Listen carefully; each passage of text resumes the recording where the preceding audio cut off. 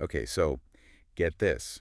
Imagine you're just, doing your normal grocery run, Yep, standard stuff. and maybe you're in the produce aisle, and you find something really useful, like unexpectedly useful, something you didn't even know you were looking for. Hidden treasure among the tomatoes. Sounds intriguing. Exactly. And that's kind of what we're digging into today. We've got these notes shared online by a gardener, Ah, okay. and it's all about this really simple idea, gathering chili seeds. Chili seeds. Seems specific, but I have a feeling there's more to it. There is.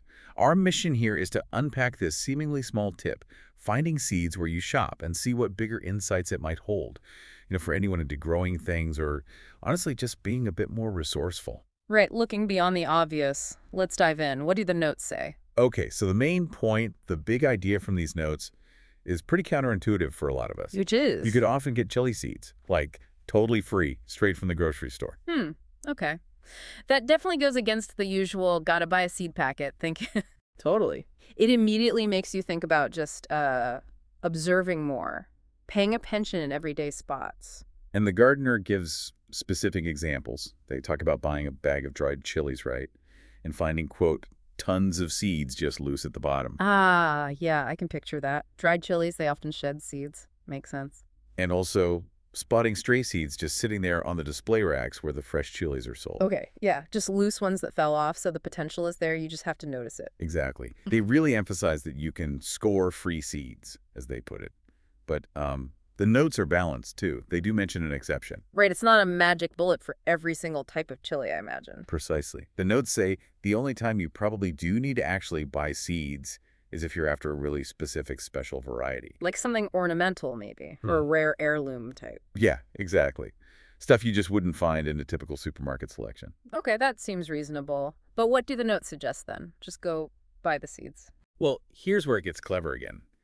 For those special varieties you can't easily find seeds for at the store, the notes suggest a different approach. Oh, instead of buying seeds. Yeah, they suggest buying a mature plant of that variety, one that already has fruits growing on it. Ah, interesting. Buy the whole plant. Why though? Well, the thinking is you buy that specific plant with the fruit so you can then harvest your own seeds directly from those fruits. Got it. So you're basically sourcing the genetics directly from a living example. Exactly. It ensures you get seeds from the exact type you wanted. It's kind of a workaround for getting those specific genetics without relying on the seed packet market.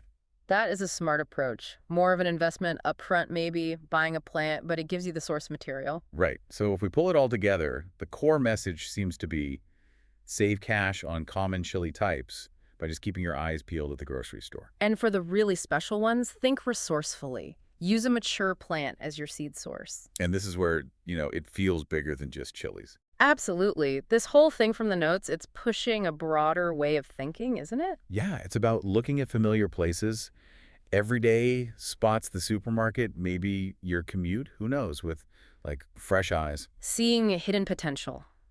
Recognizing resources or solutions that might be right under your nose. Things you assumed you had to go out and formally acquire. It kind of breaks that automatic thought of, oh, I need X, so I must go to store Y and buy it. Yeah, instead it encourages you to ask, where might X already exist, maybe as a byproduct or just overlooked?